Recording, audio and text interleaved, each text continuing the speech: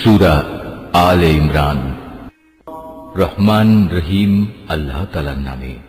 তোমরা কখনো তাদের মতো হয়ো না যাদের কাছে আল্লাহর পক্ষ থেকে সুস্পষ্ট নিদর্শন আসার পরেও তারা বিভিন্ন দলে উপদলে বিভক্ত হয়ে পড়েছে এবং নিজেদের মধ্যে নানা ধরনের মতানৈক্য সৃষ্টি করেছে।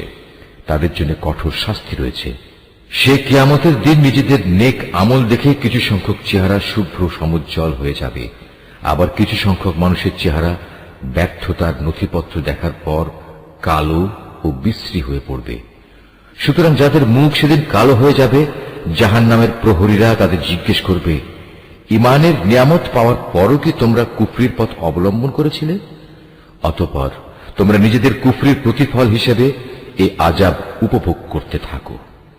আর যাদের চেহারা আলোকোজ্জ্বল হবে, তারা সেদিন আল্লাহ তাআলার অফুরন্ত দয়ার আশ্রয়ে থাকবে, তারা সেখানে থাকবে চিরদিন।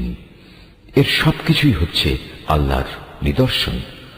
যথাযথভাবে আমি সেগুলো তোমাকে পড়ে শোনাচ্ছি, কেননা আল্লাহ তাআলা তার আয়াতসমূহ গোপন রেখে এবং পরে সেজন্য শাস্তির বিধান করে সৃষ্টিকুলের উপর কোনো জুলুম করতে চান না।